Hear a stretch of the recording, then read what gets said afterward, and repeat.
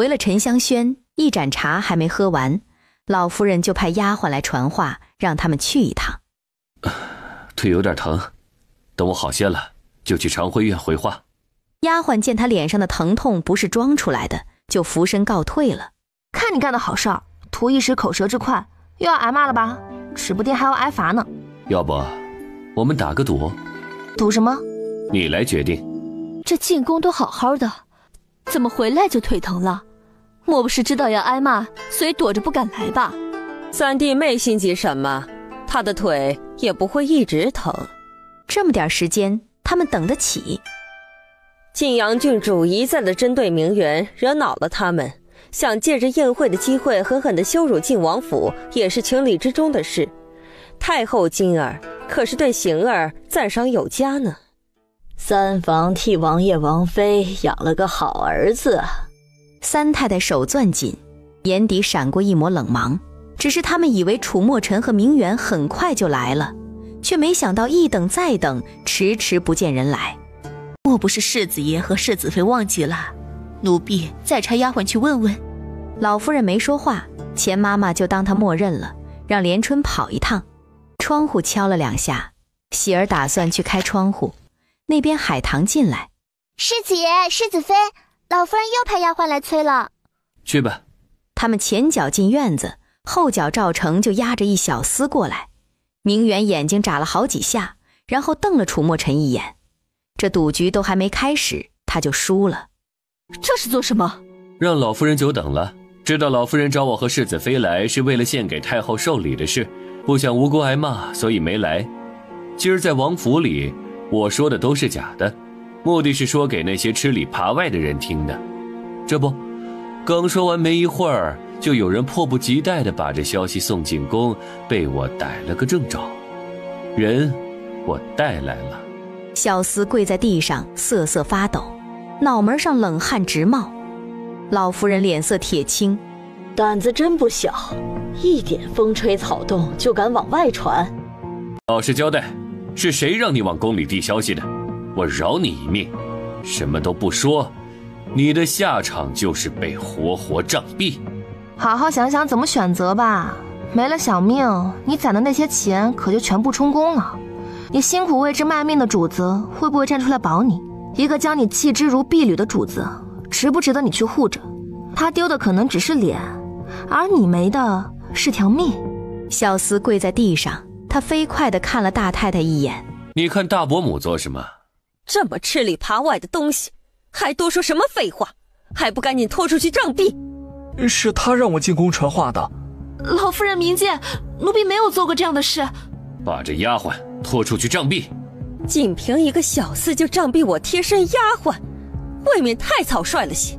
这府里哪次出事咬出来的背后主使不叫冤枉？有谁傻到会承认的？外院人多，这小厮有没有和大伯母的丫鬟说过话，总能问出来。要不要我派人去打听啊？今儿我说的话，若是真传到太后耳朵里，少不了我和世子妃一顿板子。这板子谁来挨？要是大伯母真觉得丫鬟冤枉，不会做这样的事儿，我把这小厮和丫鬟一并送到大理寺，让大理寺好好盘问，给我一个交代。这事真闹到大理寺，可就瞒不住了，到时候镇南王府的脸岂不丢尽？三婶这话明媛就不赞同了。相公要杖毙这丫鬟，大伯母不同意，觉得冤枉。我们坦坦荡荡要去大理寺，又怕丢王府脸面。那三婶说这事该怎么办？难道要我和相公当做什么都不知道算了吗？本来一点小事儿，不想麻烦父王和母妃，看来还得请他们来一趟。丫鬟确实没做过这事儿，奴婢敢对天发誓。既然没做过，那怕什么？就送大理寺吧。大太太手攥紧，她要再否认，那就是心虚了。略施小计，就将一个吃里扒外的小厮揪了出来，果然是聪慧。这么聪慧的小辈，老夫人赏了一方端砚。楚墨尘谢老夫人赏赐，明媛见没什么事了，打算和楚墨尘告退。孙贵妃出事了。出什么事了？孙贵妃从太后的永寿宫出来，下台阶的时候右腿一麻，丫鬟没扶住，摔了出去。三太太飞快地看了明媛一眼，说得如何？胳膊扭伤了，手踝破了皮，不算严重，只是右腿没了知觉，听说是被符会行宫的。这好端端的，孙贵妃怎么会突然右腿没知觉？这事儿不会和世子妃有关吧？明媛嘴角勾起一抹淡淡微笑，扶了扶身，推着楚墨尘转身离开。之前狼环郡主突然疼得在地上打滚的事，大嫂可还记得？大太太和三太太背脊一阵阵发寒，只是孙贵妃这一摔，皇后又病愈，这凤印怕是保不住了。很快宫里就传来消息，孙贵妃摔倒后太医诊治，没法让她麻木的腿恢复知觉，皇上让孙贵妃好好养病，后宫事务和凤印皇上一并交给皇后了。你送给皇后的礼真不轻啊。明媛看着手腕上的玉镯，吃人家的嘴短，拿人家的手软，皇后向我示好，我也得让她瞧瞧我值不值得她示好啊。在传来宫中好消息的时候，还有一个坏消息一并传来。往宫里头递消息的小厮和大太太的贴身丫鬟死了，死在楚总管安排小厮送往大理寺的路上。消息传回来，楚墨尘和明媛都没有什么反应，因为这是意料之中的事，大太太不可能会让这件事闹大，有损她的名声。偏偏老夫人还当他们傻，让钱妈妈来传话。小厮和丫鬟都死了，又是宫外被人射杀的。老夫人的意思是，这事就到此为止，免得闹大，传出些不好的流言来，惹得太后不快。这一次且算了，再有下一次，我定会追究到底，哪管那小厮是被谁收买的。钱妈妈笑了笑，俯身退下。后脚赵峰就回来了。世子妃，这就是云嬷嬷藏在佛光寺的东西。云嬷嬷是他们一家的恩人，就因为这么一小匣子就葬送了小命。锦盒里有块绣帕，上面绣了一朵云，绣帕里包裹着一块玉佩。这图案倒是挺特别的。定北侯世子的意思，锦盒里的东西如果能仿造一份的话，就仿造一份，埋于佛光寺。这块玉佩也不知道是做什么用的，敌人会不会善罢甘休？魏明成的意思是拿块假的把人打发走，能蒙混过关最好，如果混不过去，到时候再说。找人仿造一块。赵峰接了玉佩，转身离开时又转了回来，把宫里头寿礼被换的可疑之处告诉楚墨尘。楚墨尘和明媛进大殿后，他跟在后面。当时他前面的人把寿礼送到一旁检查，他也被工人叫了过去。因为大家都检查，所以赵峰也没有怀疑什么，就跟了过去。在检查寿礼的时候，身侧有人撞了他一下，他回了下头，就一眨眼的功夫，等回头时，公公把寿礼锦盒递给他。当时附近都是人，他怎么也没想到有人敢这么明目张胆地作假，更没想过打开锦盒看一眼。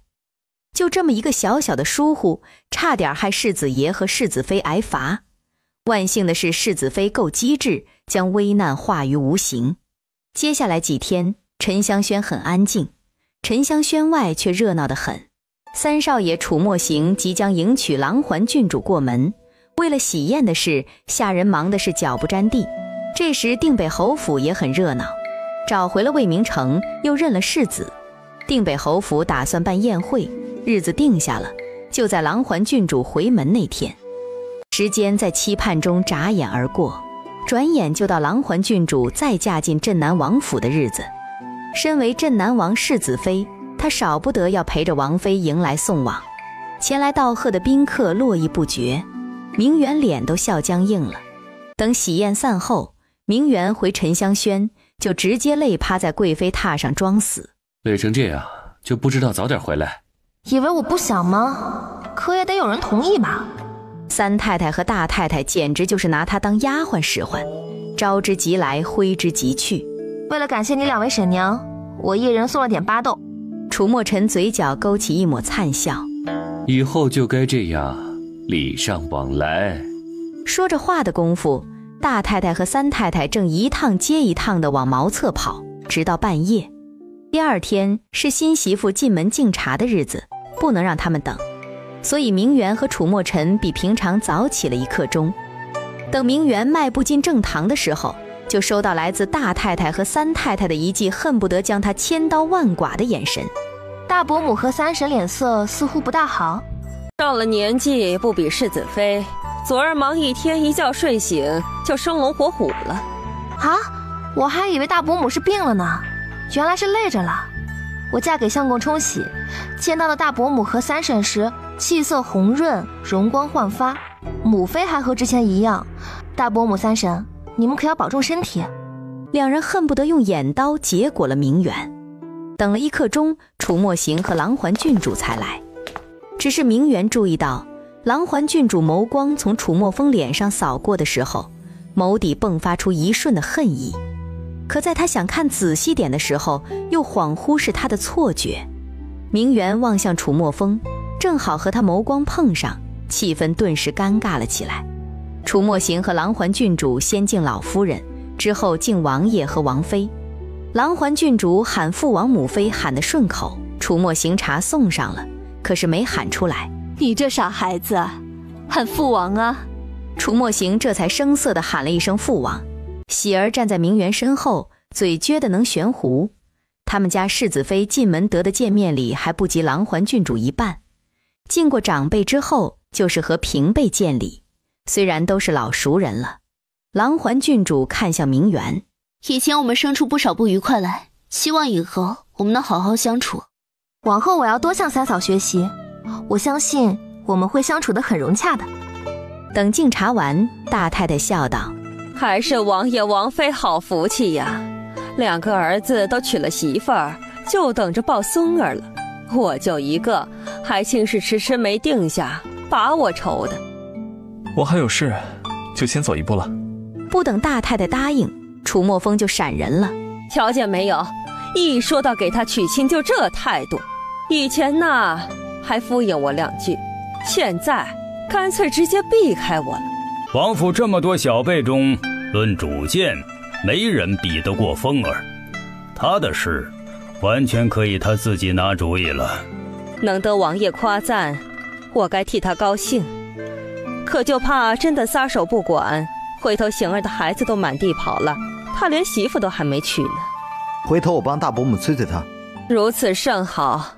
又待了会儿，王爷走后，大家就都散了。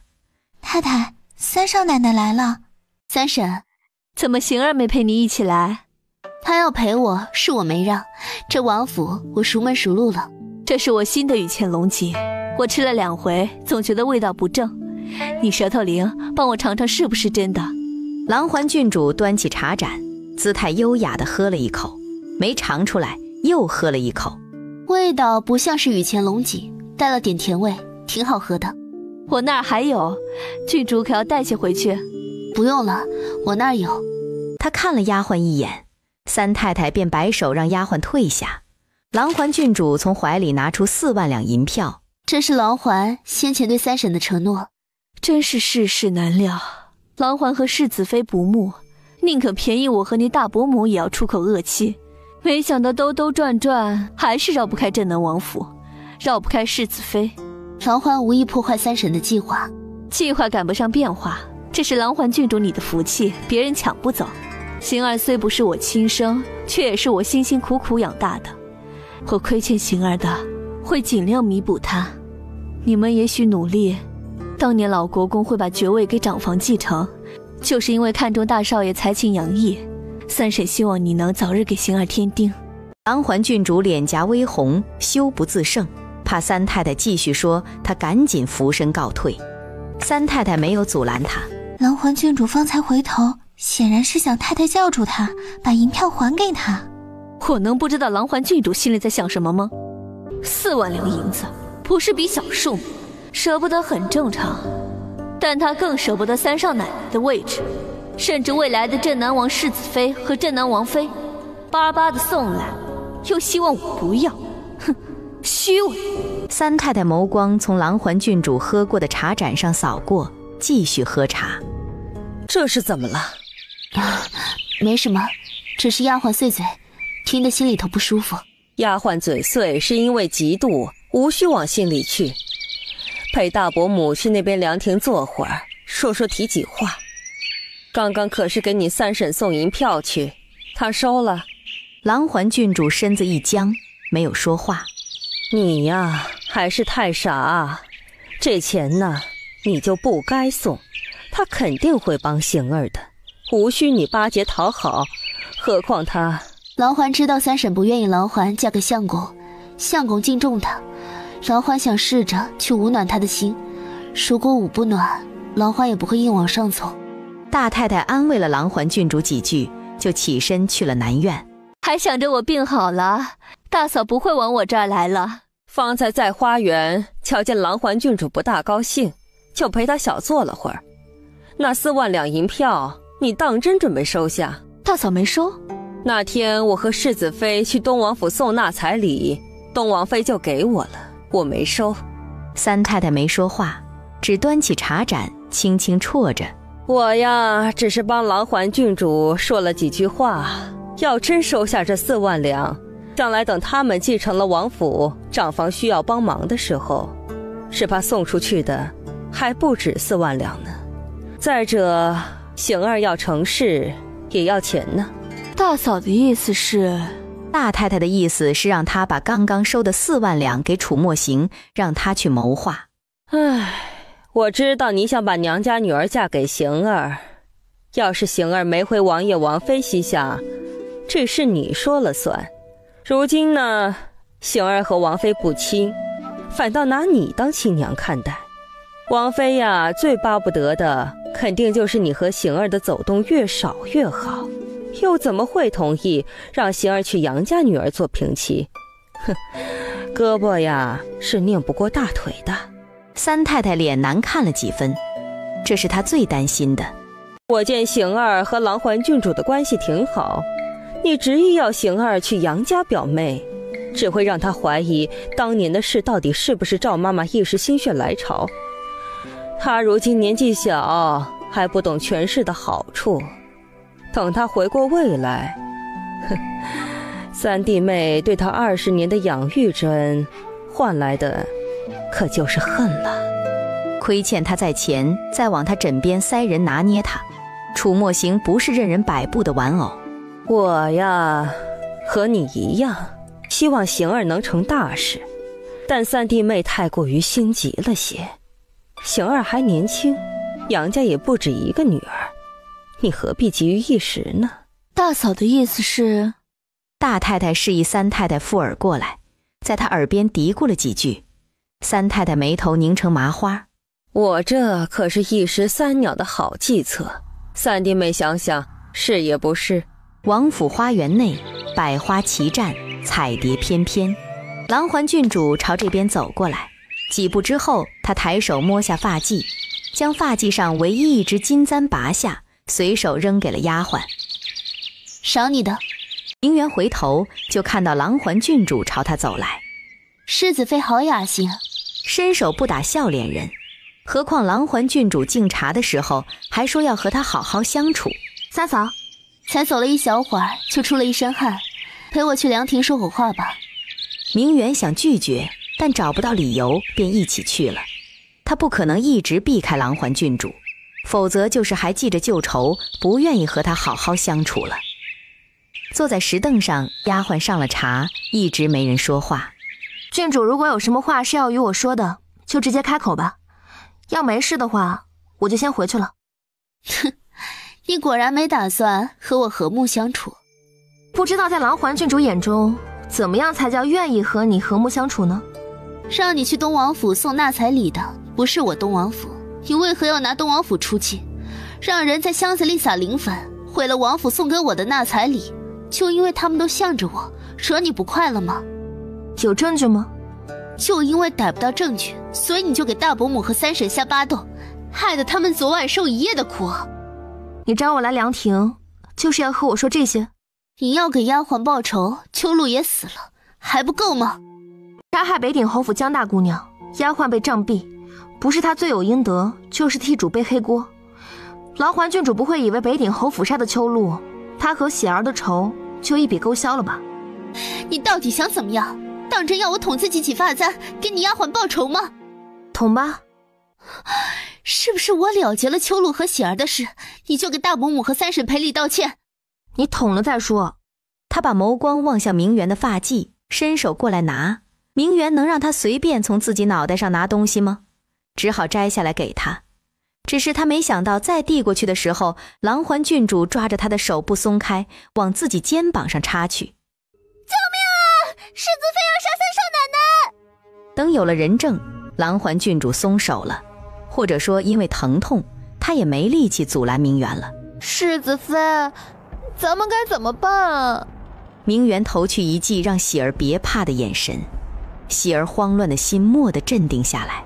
狼环郡主被世子妃捅伤的消息，丫鬟瞧清楚后就赶紧去禀告了。很快，王妃和大太太他们就来了。这是出什么事了？是世子妃要杀我们郡主。上回世子妃给我下毒，我没有证据。大伯母和三婶中了泻药，我知道是他，就质问了一句，他就大太太心疼的心都揪了起来，再加上昨晚上腹疼不止，心头一团郁气，朝明媛走过来。明媛眉头一皱，大太太一巴掌扇了过来，她没能躲开，结结实实挨了大太太一巴掌。明媛被打懵了，她抬起手来，最后还忍住了，但是就这么平白无故挨一巴掌，她不是那么好脾气的人。她握紧拳头，走到狼环郡主身边，手抬起来，一巴掌扇了下去。明媛望着大太太，眸光冰冷。这一巴掌，我更想还你。我看在你是镇南王府大太太的份上，我忍了。下次再不分青红皂白就怪罪我，我绝没有今天这么好说话。当真是放肆！你眼里还有没有长辈两个字了？三婶，我劝你事情没弄清楚之前，少指责我，我会字字句句都记得清楚。我不会平白受人冤枉，冤枉了我就必须给我赔礼道歉。我不会管你是长辈还是小辈。三太太的指责都到了嘴边，硬是咽了下去。冬梅，扶我回东王府。镇南王府还不会由着他世子妃一人翻天。老夫人让世子妃去长辉院。太医呢？来了没有？估计还要一会儿呢，让人抬着去长辉院吧。今儿是狼环郡主嫁给邢儿的第2天就被人伤成这样，往后啊还有日子过吗？就这样，大家去了长辉院。进门，老夫人就拍桌子要明媛跪下。三太太阴阳怪气，可不能让世子妃下跪，万一冤枉了她，指不定让老夫人您跪回来。这叫什么话啊？老夫人是王府最大的长辈，就是王爷跪一下也受得起，让世子妃一个小辈跪下还要跪回来，也不怕折她的寿。外面轮椅滚动声传来，不过就是去花园逛一会儿，就又出事儿了。我看以后你别出沉香轩的好。我看我就不应该待在镇南王府，八字相冲了。世子妃这是在要挟我镇南王府吗？到底出什么事儿了？王妃望向明媛，还是让她说吧，我说也没人信。我想相公不会和你争世子之位。简短一句话就把矛盾挑到一个新高度。该是你的东西为什么不争取？要争取到底。相公的世子之位是皇上亲封的，只要他站起来，只要他不死，只要他不主动放弃，这世子之位就不会一人。大伯母是在怂恿相公和三少爷兄弟阋墙吗？大太太嗓子一噎，拳头攥紧。又等了会儿，王爷就回来了。还没问话，三太太就道：王爷，世子妃和狼环郡主因为世子爵位争起来，狼环郡主受伤了。真是你伤了狼环郡主？口说无凭，还请父王请个仵作来验伤。仵作那是给死人验尸的。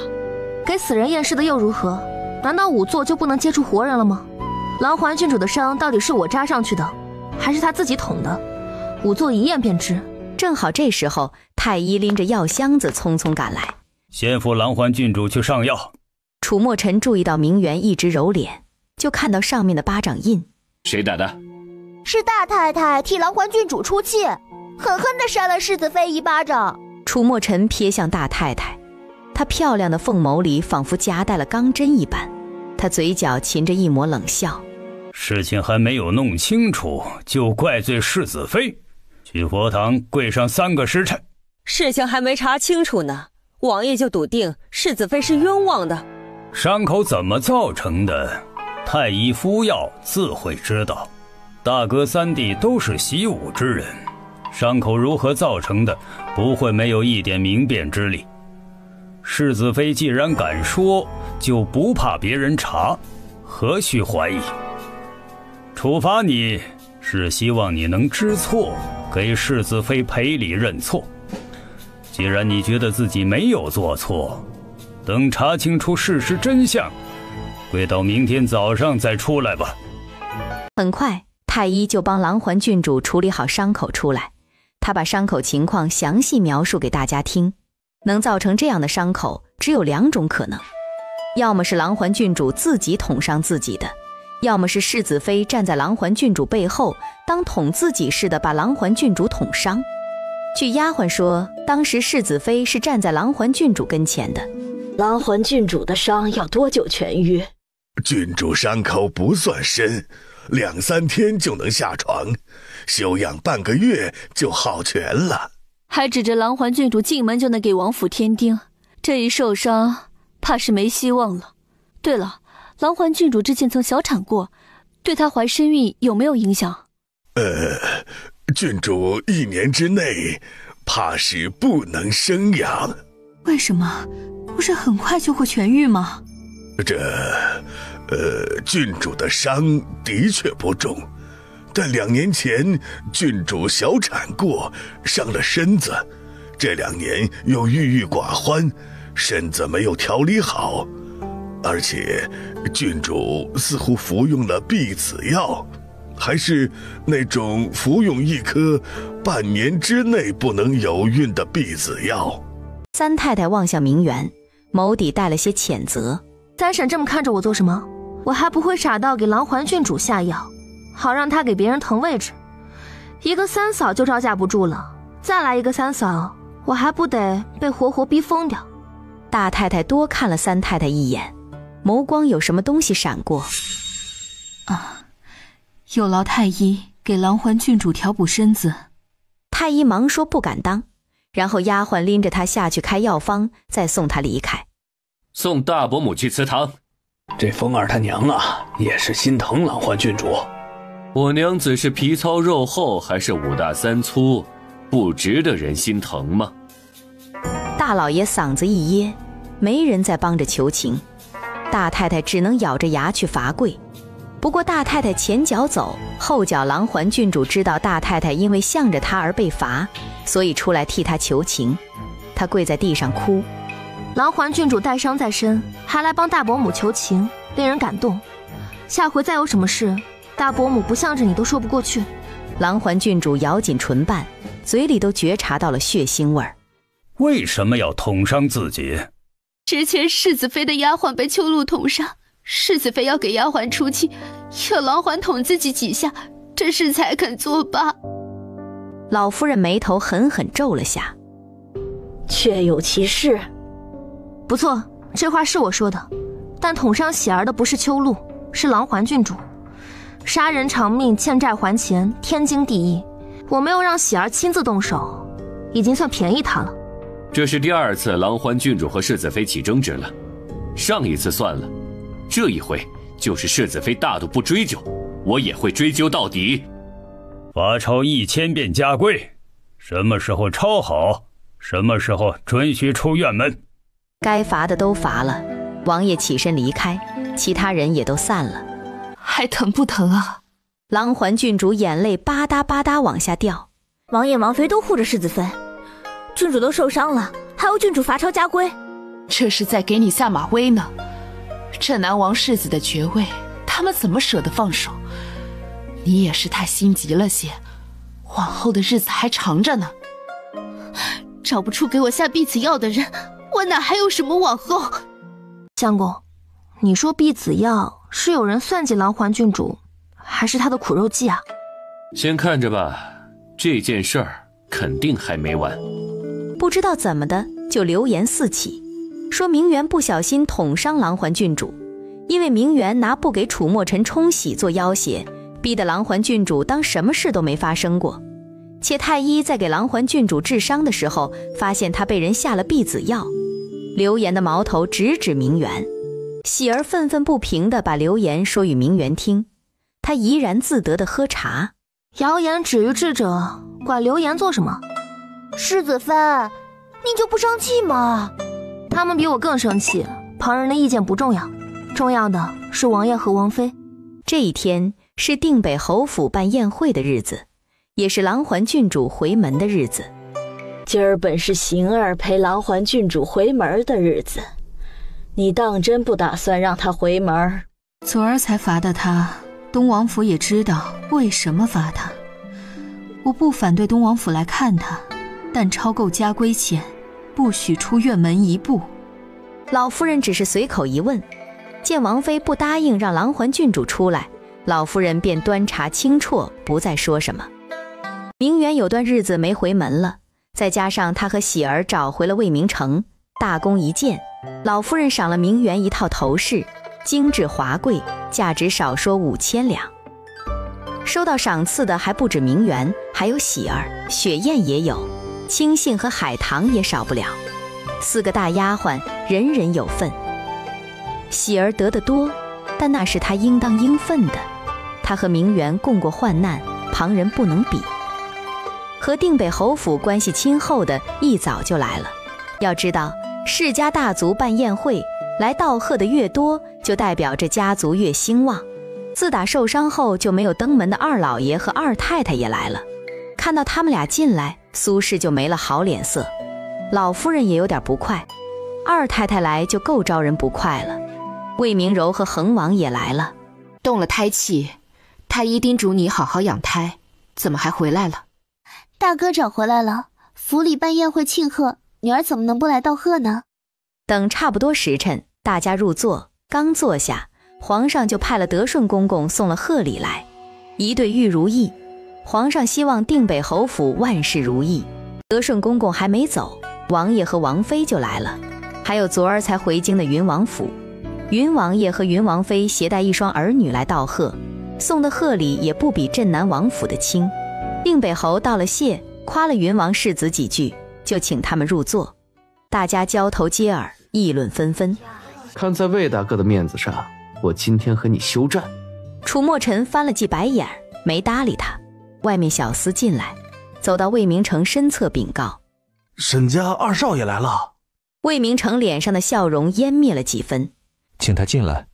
小厮退下后，没一会儿，沈二少爷就进来了，抬了10口大箱子进来，里面装的都是给魏明城的贺礼。这贺礼算是送来和魏明城缓和关系的，也是做给沈家看的。客客气气让人把贺礼收了，请沈继风落座，但并没有多少熟络，全当是一般宾客对待的。定北侯趁机让丫鬟把紫月和清霜叫出来，给大家献舞。两人并肩上前，俯身给定北侯见礼。定北侯脸上神情淡淡，让他们给大家献舞。清霜有些为难：妾身身子不适，不便献舞，不如紫月献舞，妾身服其。定北侯不会强逼清霜献舞，欣然应允。坐下时，清霜的眸光从二老爷身上扫过，这一幕正好被二太太瞧见。喧嚣热闹的大堂只剩下琴声，还有紫月的舞姿，两人配合得天衣无缝。等紫月站好，屋子里安静的半晌无声。就在这安静的时候，二太太手里端着的茶盏突然砸在桌子上，把大家的眸光都吸引了过去。二太太自己也被颤抖的手给吓着了，狠狠地握着，可是不管用，还在抖。怎么了？二太太望着苏轼，她刚要开口，结果身子一歪，就直接从桌子上倒了下去，不省人事。快请大夫！大嫂糊涂了，今儿可是来了好几位太医，有劳太医帮忙把脉。所有人都屏住呼吸，没说话，只用眼神交流着。怎么会晕倒的？二太太中毒了。她怎么会中毒啊？和她一桌吃饭的人不少，其他人……那些和二太太一桌吃饭的都惶惶不安。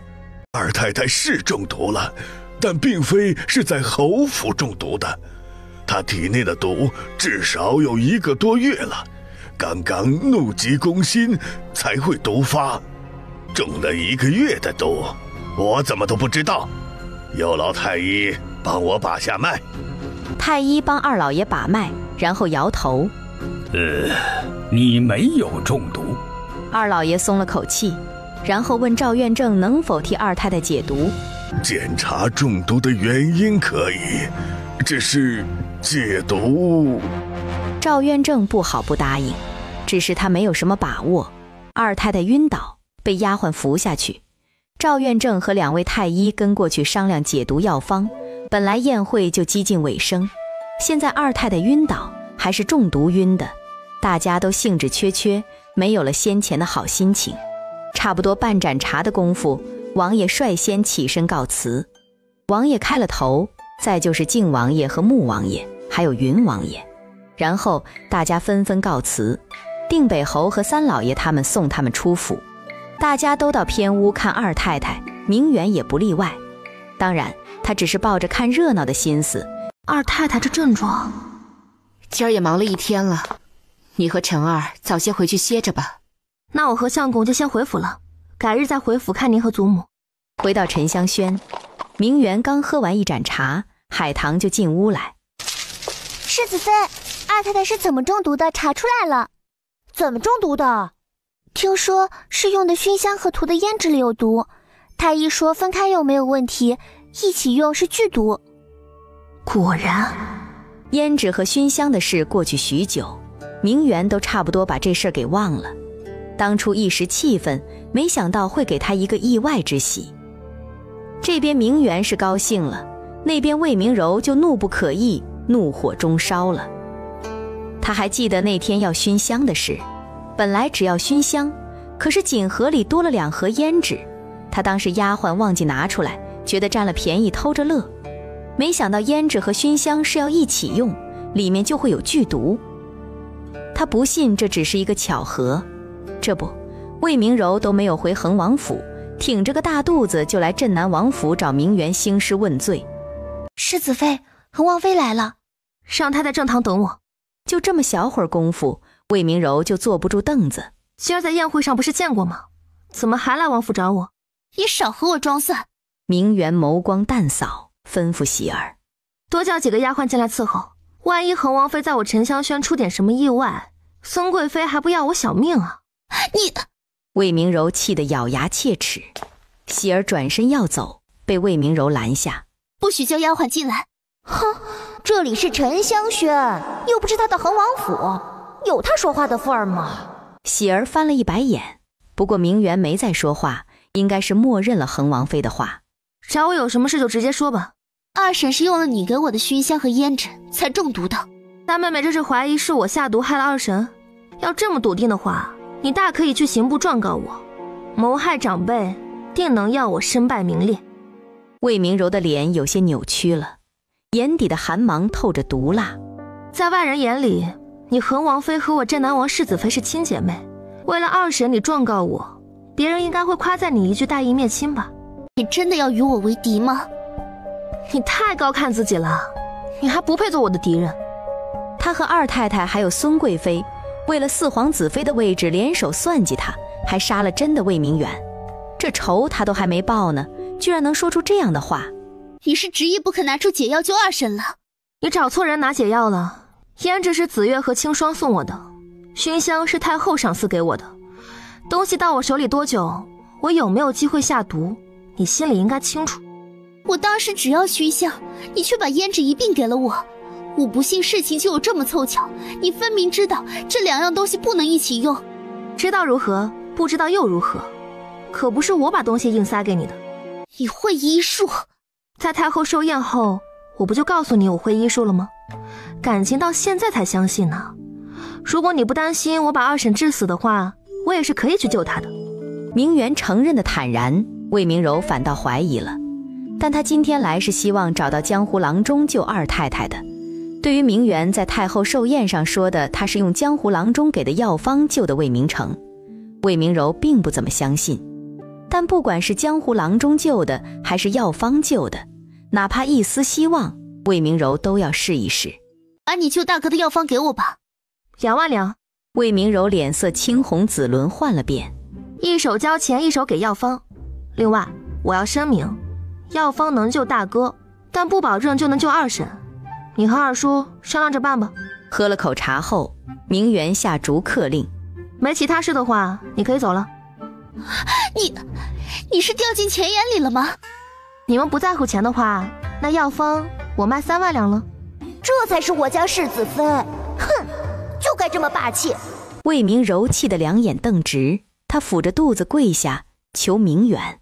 你和二婶不愧是亲母女，你就救救她吧。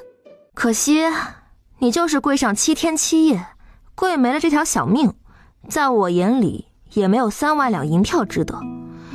屋外丫鬟们都瞧着呢，如果你不怕流言蜚语的话，你就继续跪着吧，或许能跪到我相公大发善心。丢下这一句，明媛就不管魏明柔，迈步走了。几步之后，她回头看了一眼，再说一句，别指望能拿老夫人和我娘亲的那份欺君之罪威胁我。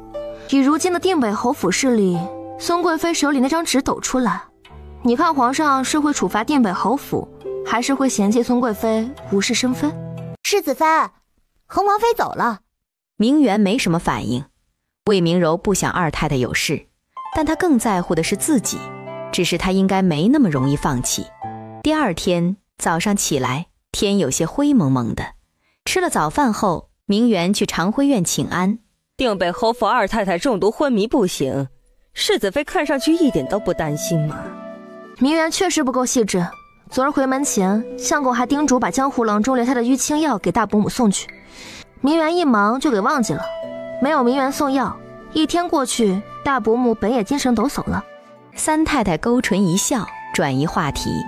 听说栖霞郡主昨儿夜里发动了，也不知道这会儿孩子生了没有。栖霞郡主是靖王府郡主，嫁的是永国府世子。她是头胎，应该没那么快生。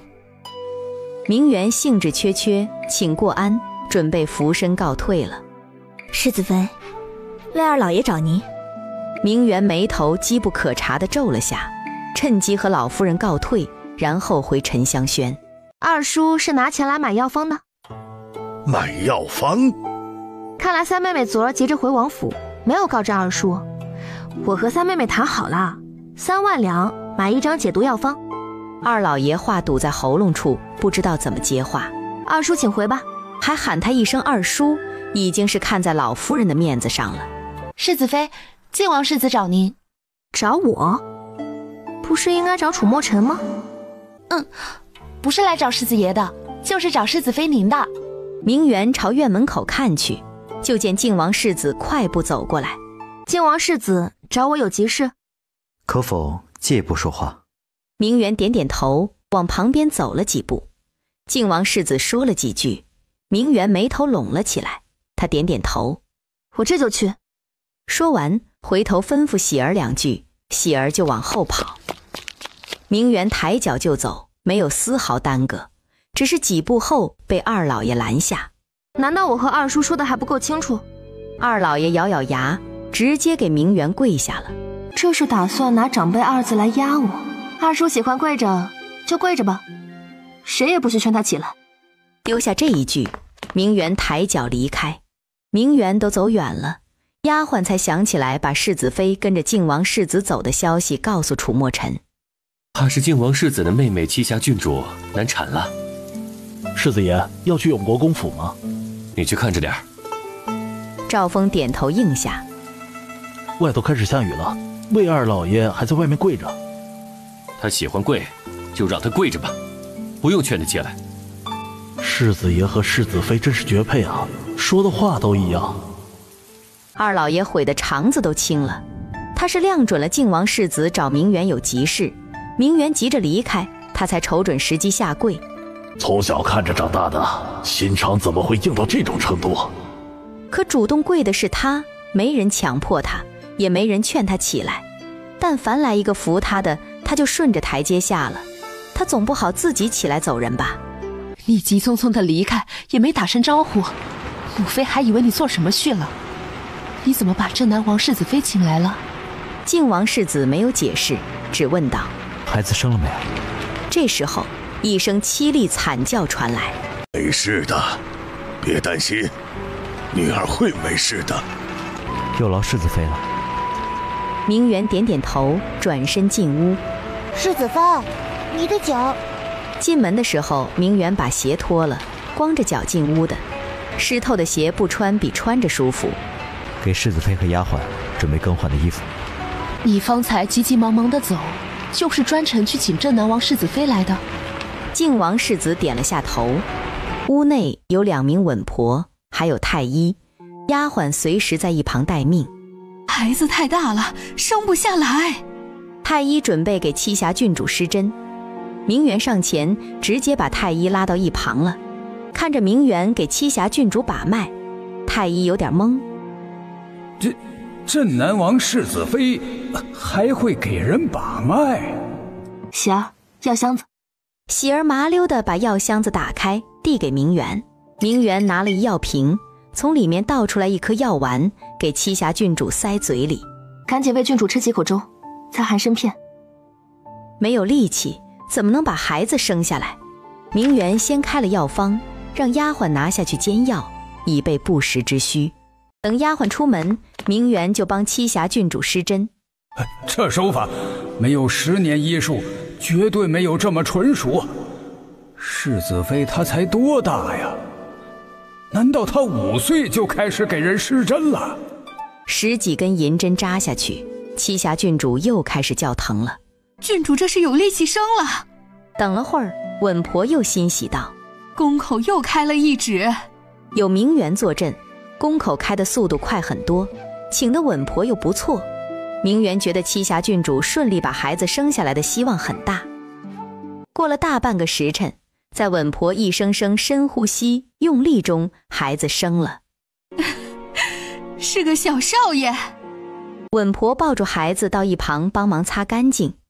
哎呦，这孩子生得好，身上都没长胎记呢。怎么没长呀？这后背上不是长了？我瞧见了，这是我们老家习俗，看的第一眼说没长，下一胎郡主再生这孩子就不会长胎记了。那要是没长胎记，该怎么说啊？没长胎记，那自然什么都不用说了。把孩子包好，稳婆就把孩子放事先准备好的摇篮内。不好了，郡主出血了。接生这么多年，但凡产后出血，10有8九是血崩一旦发生，那是9死1生永国公世子就守在外面，正团团打转，心急如焚。好不容易孩子生了，母子平安，皆大欢喜，又出现了血崩。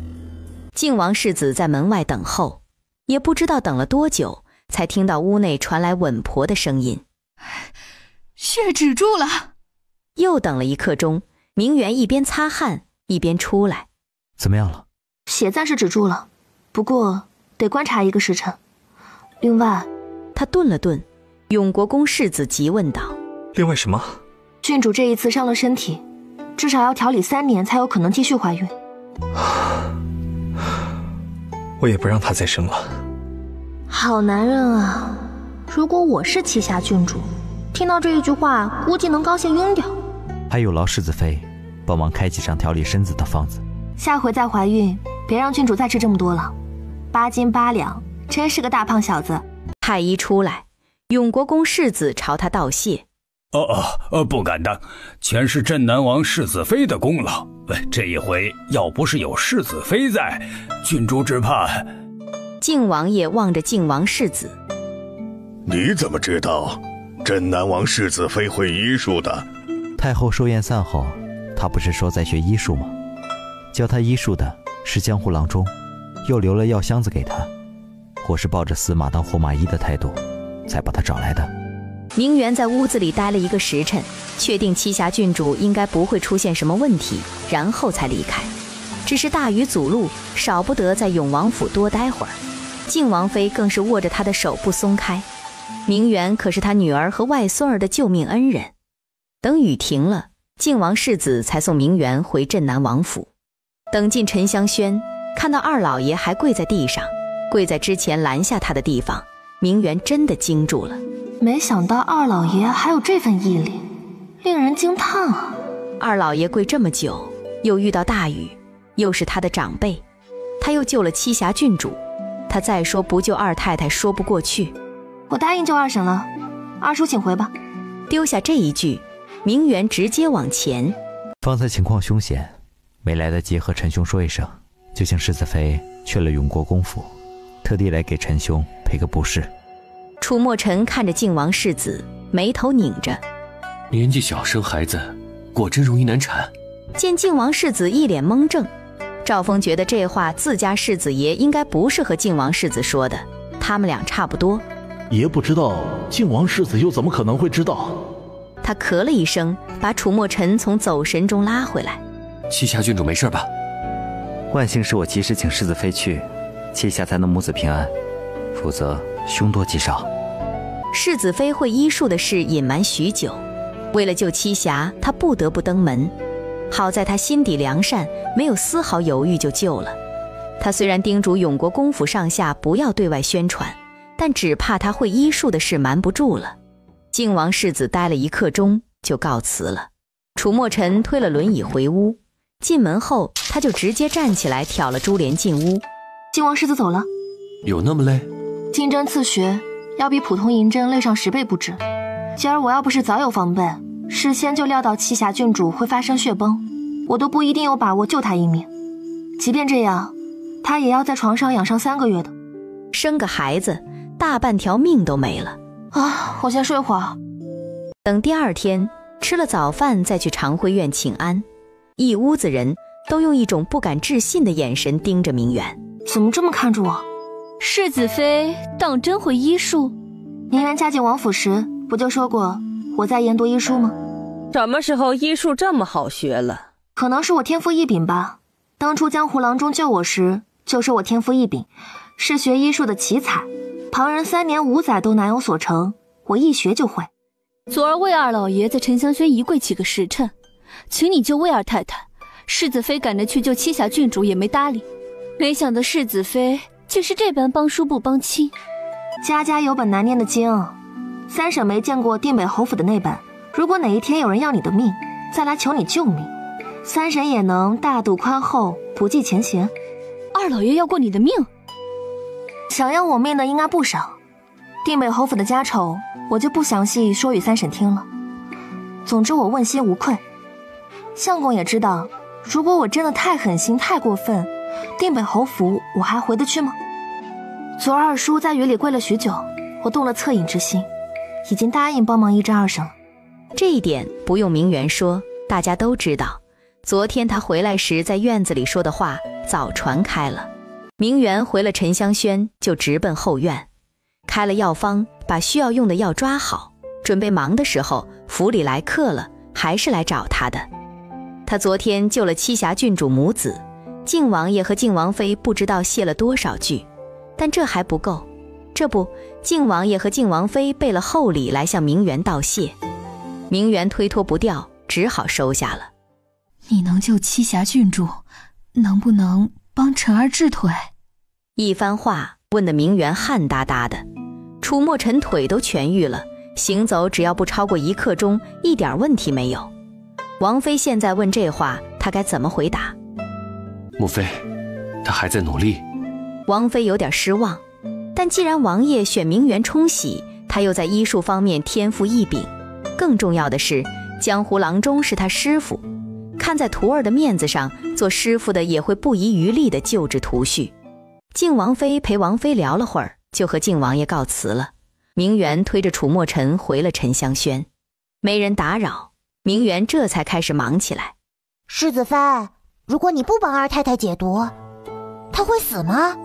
倒不至于会死，过几天就会醒过来，但是会一辈子瘫痪在床。这还不如死掉呢。明儿一早让二老爷来取解药。第2天早早的二老爷就来王府取药。这2瓶子都是解药，白的这瓶先服用，亲的这一瓶，半个时辰后再吃，切记不可弄混。二老爷接了药瓶，点头记下。他们走后，明媛闲来无事帮丫鬟修剪花枝，修剪了几盆花之后，就去找楚墨尘，让他陪着逛街。刚走到王府大门口，就看到刑部侍郎带人过来。来找父王的？来找世子妃的。不知道侍郎大人找我何事？魏二老爷状告世子妃谋害魏二太太，尚书大人命我来请世子妃去刑部问案。明媛眉头拧成麻花。二婶死了？那倒没死，疯了。二太太疯了？这怎么可能？解药是我配的，是二老爷带回去的，怎么可能会疯呢？我就说今天不适合逛街，你偏不信。那你说哪天合适逛街？哼，明天。借你吉言。马车在刑部衙前停下，二老爷并不在，在刑部等候的是二房的管事，但状纸是二老爷亲笔写的，也是他亲自送来衙门的，只是二太太疯了，他得回去照看。镇南王世子妃可知为二太太发疯一事？容我看看状纸先，只知道二婶疯了，其他一概不知。刑部尚书让丫鬟把状纸拿给明媛，上面写着明媛蓄意谋害二太太，导致其发疯，让刑部还二太太一个公道。二太太是服用了解药后疯的。这状纸写的并不清楚，明媛能笃定的是，她的解药绝没有问题。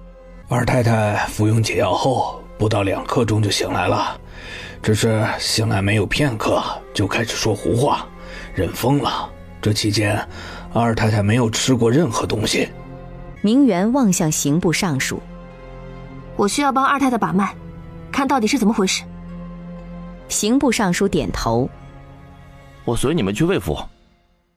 就这样，在刑部待了会儿，就又启程去魏府。王妃，你别靠近，你身怀有孕，万一出点意外，奴婢担待不起啊。彭王走进去，魏明柔红着眼眶看着他。王爷，你身子不便，就好好待在府里。你不是大夫，帮不上忙的。俩丫鬟抓着二太太，她谁也不认识。明媛要上前，让人把她抓紧了，免得伤你。我知道。手中银针拿出来，明媛随手扎了下去。二太太当时就晕了，要不是丫鬟扶着，估计都能摔倒。把她扶床上去。很快就把二太太扶躺到床上，又搬了小凳子来，让明媛好坐下给二太太把脉。屋子里很安静，没人说话。自作聪明，蠢钝如猪。到底怎么了？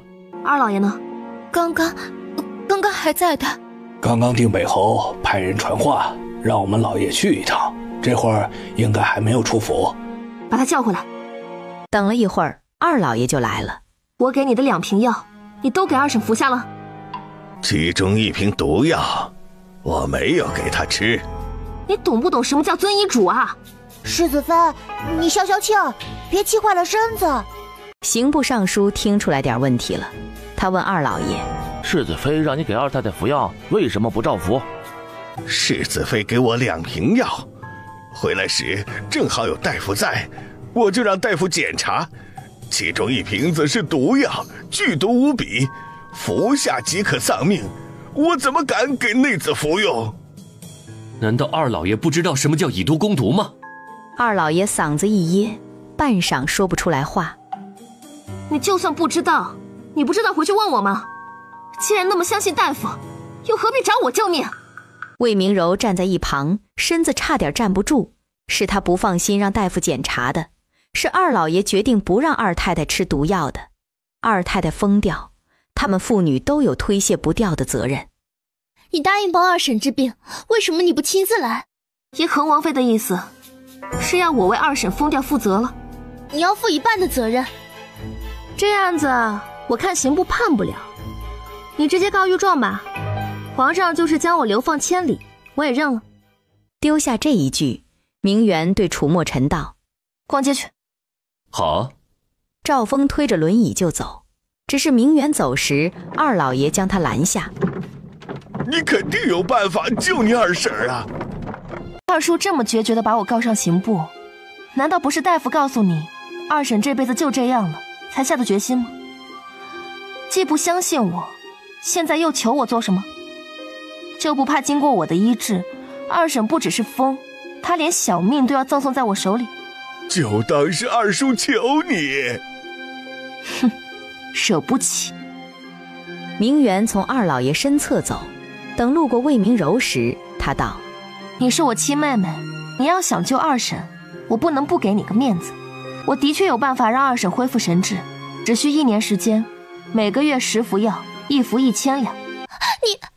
你怎么能？你想说我怎么能狮子大开口是吧？人家是我二叔二婶，我是孤陋寡闻，没见过状告侄女的二叔二婶。既然断了情分，那就只剩钱的面子。我收14万两算少的了，我给人冲喜1年收20万两，还有丰厚的嫁妆，人家还不状告我，毁我名声。一字一句朝魏明柔砸过来，在他脸色苍白铁青中，明媛出了门。等出了魏府，明媛就心情明媚了，但楚墨尘还记得他生气的样子，陪他逛街时要什么买什么，看到什么觉得适合明媛通通买下。你也吃错药了？没见过这么不讨喜的女人，给她买东西还这样。回府。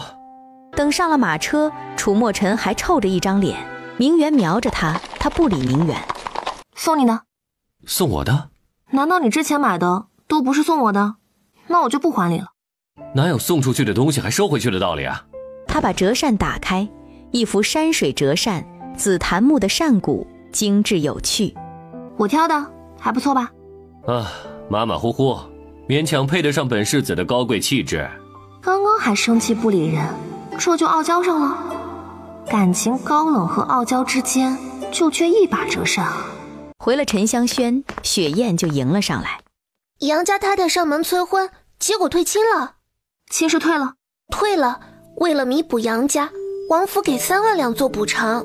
亲是为什么要退啊？那钱是王爷给的吗？不是，是宫中拿的。大太太也同意？大太太起初不同意，但王妃和三太太都同意。她胳膊拧不过大腿，只说大少爷娶亲时聘礼多1成。把邢儿送回王爷王妃膝下，是我俩拿的主意，最后却便宜了别人，拿3万两就想把我打发了，我就这么没见过钱，这么眼皮子浅吗？你先喝杯茶，容我慢慢说。我不喝，我这么做是逼不得已，也是为了汉儿好。为了汉儿好，我倒是不知了。郎环郡主心机深沉，北鼎侯府2个女儿差点死在他手里。他几次在赠世子妃，要不是世子妃聪慧，都不知被他逼到什么程度。汉儿是你娇惯长大的，他的手段你知道，让他和郎环争世子妃的位置，那是以卵击石。我要的是一个活生生的娘家侄女做世子妃，不是要一个牌位。杨大太太沉默了，自家女儿什么性子，她这个做娘的最清楚不过了。我把邢儿送回王爷王妃膝下，虽然绕了点弯，但没人相信我对赵妈妈当年偷梁换柱的事不知情。我若是硬逼着邢儿娶汉儿，就更显得我不信任她。再者，世子妃的位置大家都盯着呢。邢儿虽然不错，但毕竟是我养大的，和王爷王妃不亲。我看王爷王妃的意思似乎没有换世子的念头。太后寿宴上，皇上也表示对世子的首肯。将来邢儿能不能夺得世子之位，还是个未知数。如果他失败了，让汉儿和郎环郡主共侍一夫，岂不委屈他？那万一成功了呢？万一成功了，再嫁给邢儿便是，鹬蚌相争，渔翁得利。起初你也没想把汉儿嫁给邢儿，这才多少天就得了3万两，还不够吗？三太太说的不错，这才是一笔稳赚不赔的买卖。这是你自己想出来的主意？是大太太劝我的。你那大嫂？三太太点头。这要是别人呢，我肯定觉得她聪明，真心为你。可那个人是你的大嫂，这明摆着就是挖坑让你往里面跳啊，拿你来讨好老夫人呢。我知道她没那么好心，但她说的也不无道理。大嫂不觉得吗？杨大太太已经走了，是三太太送她出门的。倒是没想到3万两就把杨家给打发了。这一回多亏了大太太，不过是别有用心罢了。穆老夫人那儿，他执意要塞个孙女儿来送死，我成全他。世子妃，侯府出事了！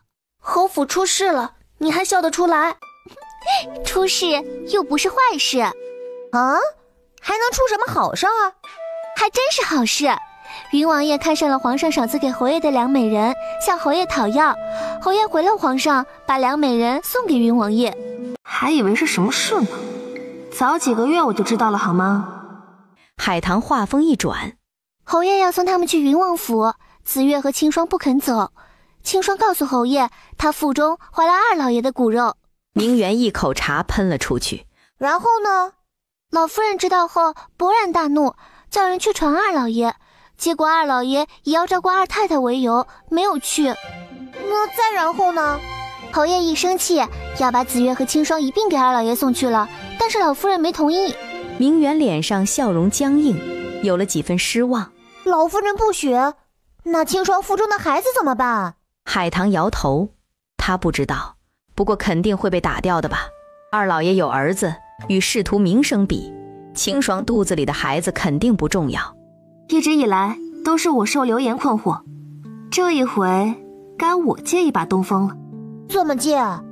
明媛示意他附耳过来，在他耳畔低语几句。奴婢知道该怎么办了。哼，敢状告我家世子妃，这回定让他吃不了兜着走。这1、2天，街头巷尾都在议论2太太中毒晕倒和明媛被告的事，渐渐的流言就转了风向。2老爷宠妾灭妻，借刀杀人，还栽赃镇南王世子妃的消息不胫而走。议政殿上，御史台狠狠地参奏了2老爷一本，把老夫人极力压下来的事给捅到了明面上。皇上一怒，就要把2老爷下狱。定北侯虽然失望，但还是尽量保2老爷。现在没入狱，救起来还容易些。等进了大牢，老夫人一把鼻涕一把泪的求他还得救。皇上松了口，将2老爷从正4品贬到了从6品，正好有个空缺，就把2老爷外放了。世子妃，恒王妃来了。不是吩咐楚总管，如果恒王妃来找世子妃，就说不见她的嘛。楚总管回绝了，但是恒王妃不肯走，车驾拦在府外，不像话。明媛懒得见魏明柔，吩咐喜儿2句，喜儿点点头，就去王府大门前回魏明柔了。王妃，世子妃的丫鬟喜儿过来了。世子妃身体不适，不见客，恒王妃请回吧。哼，身体不适，这样的理由我会信？世子妃知道王妃不信，但我家世子妃是不会救2老爷的。恒王妃见我家世子妃也不过是自找气受，怀了身孕，还是别到处乱跑的好。魏明柔手中的香罗帕差点撕碎，喜儿言尽于此，打算转身，那边一顶软轿抬过来。是世子妃身边的丫鬟喜儿，我是来向世子妃道谢的，她在府里吧？永国公夫人来的不巧，我大姐姐病了，连我都不见。我家世子妃没生病，只是不愿意见恒王妃而已。魏明柔气得脸都紫了。永国公夫人，里面请。看到明媛，永国公夫人的感激都写在脸上。永国公府和靖王府都太客气了，一波接一波的道谢，叫我怎么敢当？当得当得。他往身后看了一眼，丫鬟把请帖拿出来。永国公夫人笑道：明儿是安儿的喜3，世子妃可一定要来，让她见见你这救命恩人。喜3？明天也不是出生的第3天啊。明儿办喜3是特意请道士算的日子，大吉大利。那道士世子妃应该也认识，就是给琅环郡主算命、名震京都的道士。正好我也有意去探望栖霞，我还以为府上不打算办喜3了。明儿世子妃可有空？我陪母妃去。这事就这么说定了。永国公夫人坐了1刻钟就告辞了。王妃送她出府的。既然是去参加喜3，不能空着手去，我该送点什么见面礼给那小少爷好？送个小肚兜。我那针线拿得出手吗？哎呀，世子妃就是空着手去，人家也高兴呀。这倒是，不过救人一命胜造7级浮屠，收人家那么多礼，还真有点过意不去。这见面礼肯定是要的。思来想去，明媛决定送自己最拿手的。世子妃，老夫人派了丫鬟来找您。见过世子妃。老夫人找我有事。1个时辰前，恒王妃回了侯府，说她来王府找您，您不见她，她不得已才回去麻烦老夫人，让老夫人出面让您帮忙。您既然救二太太，也能让二老爷不外放，她不求您全救，好歹救一个。老夫人什么意思？老夫人自是希望二老爷能不外放，但她这一次做的过分，还把您告到刑部。她不强求您帮忙，只是恒王妃长跪不起。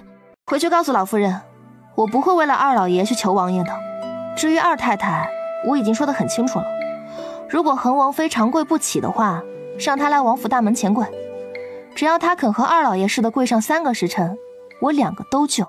恒王妃身怀6甲，跪3个时辰，孩子哪里保得住？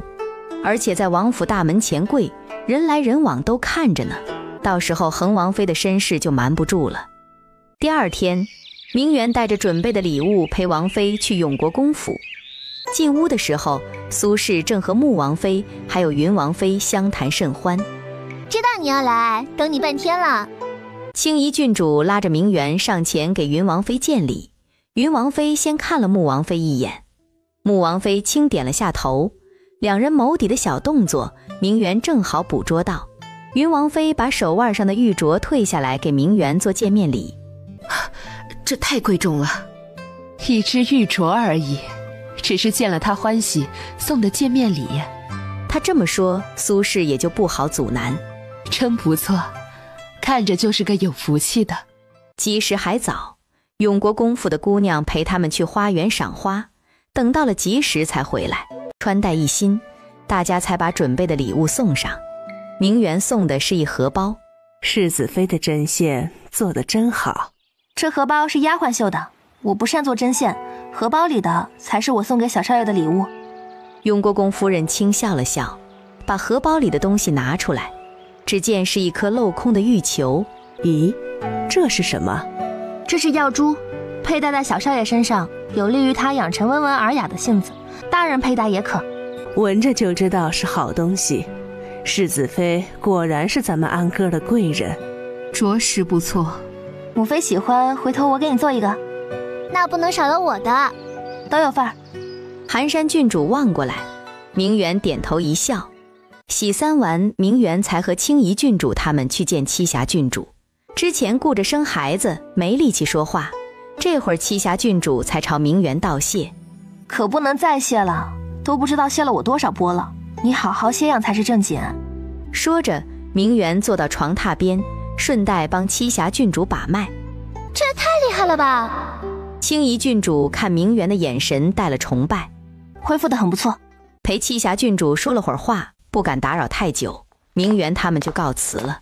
和王妃分道走后，喜儿凑上来：世子妃，方才回来的路上，奴婢瞧见了一件奇怪的事。故意卖关子。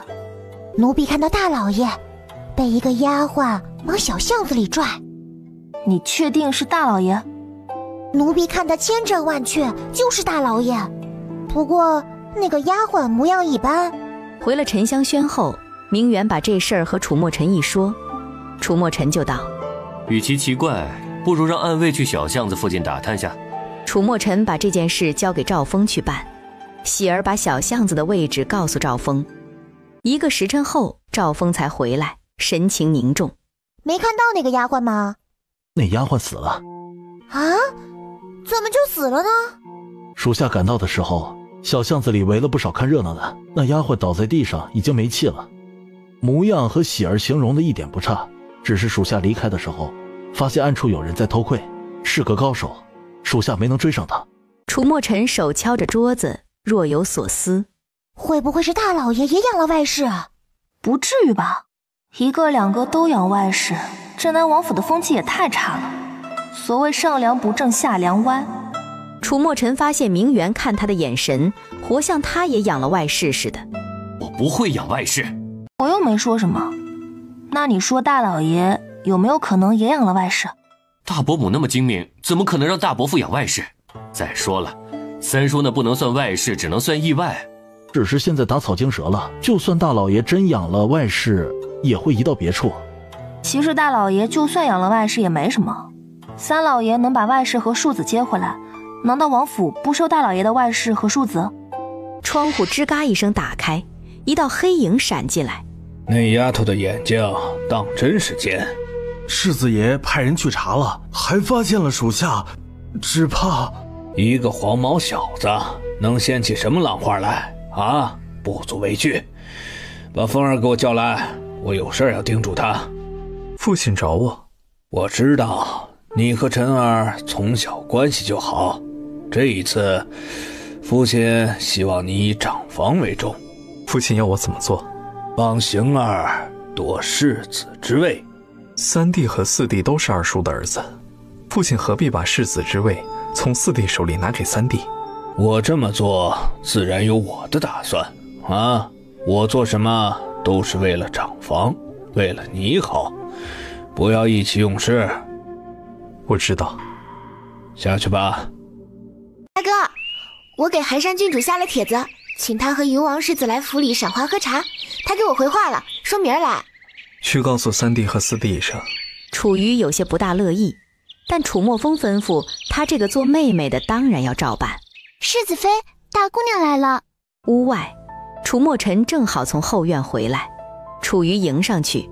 四哥，大哥让我来告诉你一声，明儿云王世子和寒山郡主会来咱们王府做客。大哥说在你的沉香轩招待云王世子。楚墨尘点头表示知道了。楚瑜斜了明远一眼，全当没看见他似的。我去告诉三哥一声。楚墨尘吩咐赵峰，我记得前2天皇上赏赐了父王几坛子好酒，去找父王拿来。赵峰领命去前院拿酒。楚墨尘让丫鬟把厨房管事妈妈叫来，吩咐他们明儿多准备些菜，尤其大家的喜好他都记得。好像真的没我什么事儿。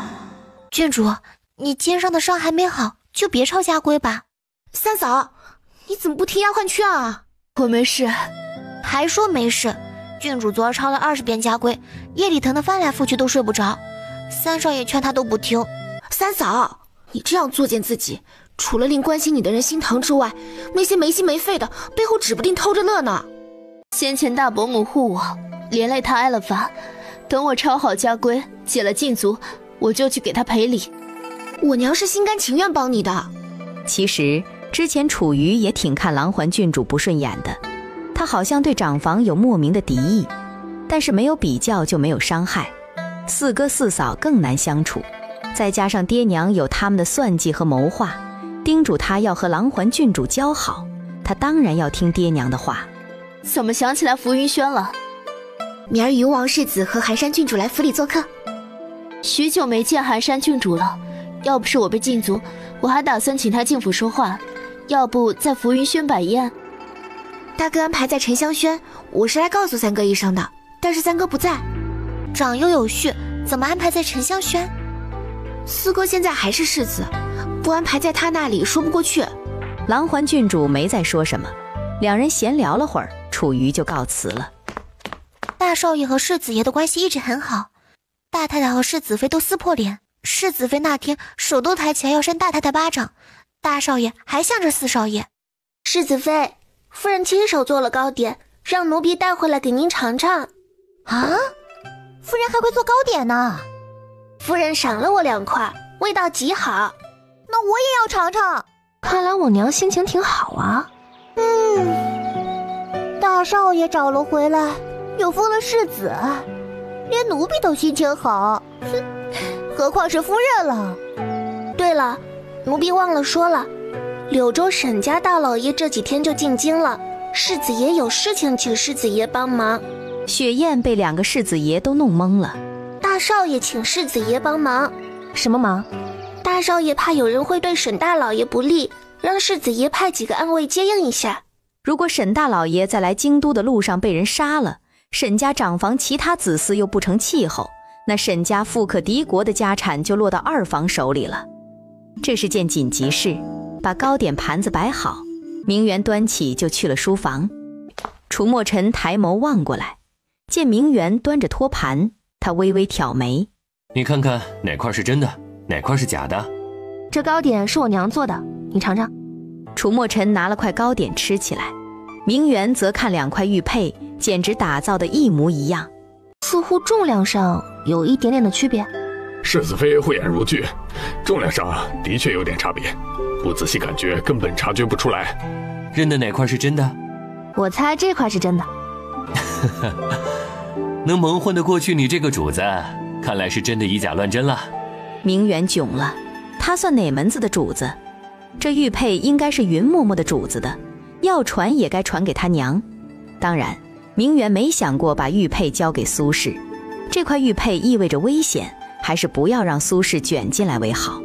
楚墨尘把假玉佩递给赵成，赵成就下去忙了。楚墨尘吃了块糕点，又拿了块，见明媛盯着他，他还以为嘴上沾了糕点，摸了几下。这么看着我做什么？好吃吗？不错啊。帮个忙。什么忙啊？还是我大哥的事儿，他怕沈家大老爷带女儿进京，途中会遭遇不幸，让相公派几个暗卫接应下。世子爷、世子妃，云王世子和寒山郡主到了，来得真是及时，我去迎接他们。说着转身离开。楚墨尘眼底流露一抹宠溺，他敲了敲桌子，带几个人去接应下沈家大老爷。别忘了去药房带些解毒药，以备不时之需。属下知道。明媛姐姐，楚瑜落后几步，脸上的笑容当时就僵硬住了。我们刚刚迎接他，都没见寒山郡主高兴成这样。是我约他来镇南王府赏花品茶的，怎么他对世子妃更熟络一点？寒山郡主和云王世子先去长辉院给老夫人请安，并代替云王爷和云王妃问安。云王爷和云王妃有心了。对云王世子，大太太是赞不绝口。夸人也要适可而止，讲究个含蓄好吗？娘，我带他们去沉香轩。等明媛一行人走后，三太太看着大太太笑道：“鱼儿年纪不小，是该嫁人了。你舍得鱼儿远嫁？只要对鱼儿好，远嫁也无妨。我相信云王府也不会一直待在封地的。看来大嫂是看中了云王世子了。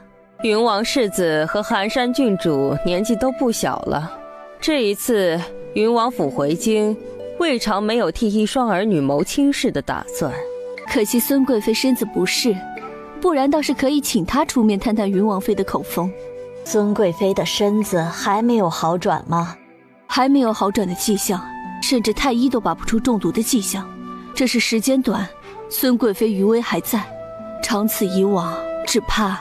可惜三嫂受了伤，不能来。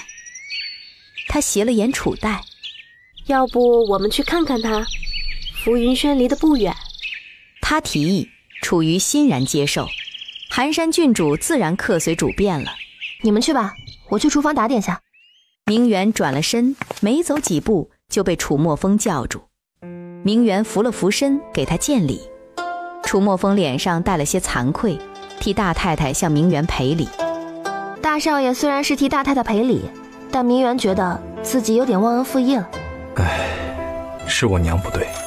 楚墨风替大太太赔礼，楚墨行则替郎环郡主给明媛赔不是。明媛笑了笑，什么都没说。这里的景致不及后院，怎么不去后院小酌？后院主屋给世子妃做了药房，这些天她专心研究药物，主屋乱七八糟的，早已不是清净之地了。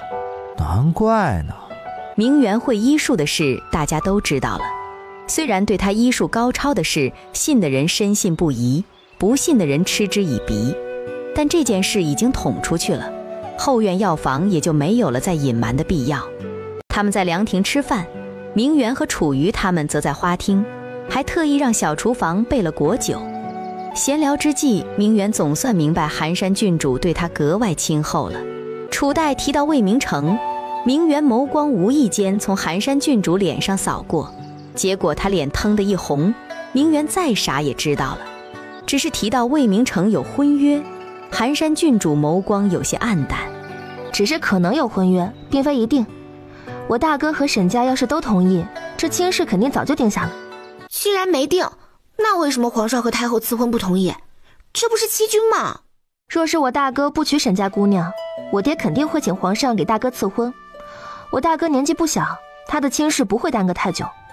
难得这么多人对我大哥的亲事着急，他倒是不急不徐。等沈家进京，他在旁敲侧击下大哥，若是对寒山郡主也有意，倒不妨撮合一下。不知不觉就过了许久，该告辞了。他站起身，这一次云王府回京，打算多留些时日。过些天府上会办宴会，你们可都得来参加。一定。楚墨尘坐轮椅不便，楚墨风和楚墨行送他们出府。舍不得他们走啊？是舍不得。兄弟10几年，他舍不得这一次相聚之后，从此各自为谋，短兵相见。大家聊这么久，迟迟不散，因为他们都很清楚，以后再也不会有这样的机会了。世子爷，世子妃，赵行大哥回来了。沈家大老爷和大太太以及沈大姑娘已经安全进京了，在沈家大宅落脚，属下留了2人看护，应该不会有问题。此行辛苦了。明媛道谢，见他脸色有些异色，他皱眉：你受伤了？我们见到沈家大老爷的第2天，遇到了刺客，受了点伤，但没有大碍。包袱里是500两黄金，是沈大老爷给他们暗卫的，暗卫推脱不掉，就收了，现在上交。既然是沈大老爷赏你们的，你们暗卫分分吧，将来留着娶媳妇也好。暗卫冷峻的脸有了一点点皲裂，他望向楚墨尘：世子妃说的话就等于是我说的。暗卫道了谢，又道：沈大老爷明天会去定北侯府拜访。明媛点点头，表示知道了。等暗卫退下后，他望着楚墨尘：明天我要回侯府一趟，你去不去？这是不想我跟去？明媛白了他一眼：当然想了，每天不推会儿轮椅我都不习惯。知道我嫌弃轮椅还说这话。第2天去长辉院请安之后，明媛就和楚墨尘一起回了门。去得很凑巧，他从马车内钻出来，就看到沈家的软轿抬过来，魏明成出来迎接他们。这么巧？大哥。魏明成点头一笑：我们呀，应该先去沈家拜访你们才对。定北侯这话就折煞我沈某了。我沈某此番前来不是拜访，是请罪的。若非我和内子一番私心，也不会让定北侯和凤儿10几年骨肉分离。沈大老爷这话才是真的让我惭愧啊！若非你和夫人出手相救，又细心教养，成儿呢，如今还不知道是什么样子。你们的大恩大德呀，我定北侯府铭记于心。咱们呀，就别站在门口聊了，快请进。明媛推着轮椅过来，沈大老爷见了道：这2位应该就是镇南王世子和世子妃了吧？楚墨尘点了点头。沈大老爷趁机向楚墨尘道谢：受人之托，忠人之事罢了，无需言谢。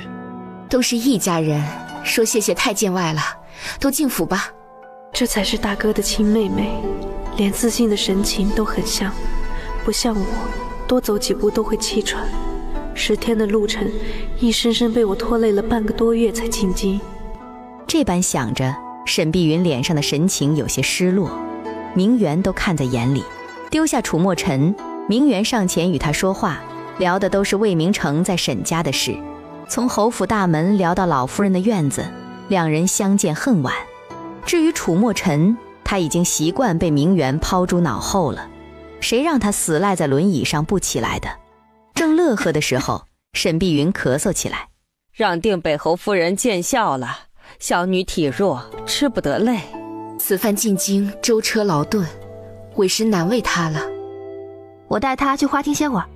丫鬟扶着沈碧云起身，魏明成也跟了过去。他知道明媛要帮沈碧云把脉。到了花厅，沈碧云坐下，明媛坐她旁边，示意沈碧云把手伸出来。你还会医术？不只会医术，而且很高。你大哥我这条命就是他救回来的。明媛笑笑不语，专心给沈碧云把脉。丫鬟见明媛给沈碧云诊脉，跑过去告诉沈大太太。很快，沈大太太和苏氏就都过来了。如何？放心，有我在，一定保管他活蹦乱跳的。只是时间要久一点，至少要调养半年。沈大太太不敢太高兴，她望向魏明成，她实在很难相信镇南王世子妃年纪轻轻就有过人的医术。小妹在帮沈大太太把把脉。明媛望着魏明成，修长的睫毛轻眨了2下，就明白魏明成的意思了。他请沈大太太落座，然后帮她把脉，从脉象把出沈大太太有夜里盗汗惊厥之症。沈大太太对他的医术信了9分。明媛又帮他开了张药方，叮嘱他连续服药，至少服3个月。沈大太太一一记下。等忙完，苏轼请沈大太太去正堂说话。大哥，你可不能答应爹娘真的娶。在他心里，魏明成永远是他的大哥，让他嫁给从小一起长大的大哥，他做不到。大哥知道。等到没人注意时，明媛笑道：大哥，你觉得云王府寒山郡主如何？这一问倒把魏明成问愣住了，他一时间没反应过来，下意识地回了一句：怎么想起来问他了？这一反问，明媛也愣住了，脑子里闪过几个字：落花有意，流水无情。怎么了？我是见沈姑娘没打算嫁给大哥，有点好奇，大哥有没有心上人？没有。真的没有？真的没有。大哥年满19，再过几个月就20了，整天走南闯北，居然连个心上人都没有。来，坐下，我给你把个脉。我没毛病。魏明成一脸黑线，明媛给他把脉也不是1回2回，他有没有问题，他应该早知道才对。忘记了。听轮椅滚动声传来，魏明成回头就看到楚墨尘，他温文尔雅的脸上化开一抹笑，轻点了下头，就抬脚走了。那一瞬间，明媛心都多跳了2下，他还以为他大哥觊觎楚墨尘的美色呢。刚刚和你大哥靠那么近，窃窃私语什么呀？沈姑娘不想嫁给我大哥，我问她有没有心上人，我见寒山郡主不错，有意撮合。寒山郡主不错，是挺不错的，但他大哥没那意思，他也不能硬撮合，不过可以试着相处下，毕竟感情是处出来的。外面小丫鬟进来请他们入宴，大家有说有笑，欢聚一堂。宴席整整1个时辰才散。明媛没再多逗留，和楚墨尘回王府。世子爷，世子妃回来了。今儿晌午来了一个小和尚，说是慧行大师让世子妃去佛光寺一趟。好好的，慧行大师找我做什么？明媛推着轮椅往前，快到沉香轩的时候，远远地看着郎环郡主带着丫鬟走过来。当没看见他似的，明媛推着楚墨尘从他跟前路过。郡主一个大户人站在这里，他们居然无视得这么彻底。三少爷不是说替郡主给世子妃赔不是了吗？以后他都没机会再看见我了。哼！四下空荡无人，但远处大树上躲着一道黑影。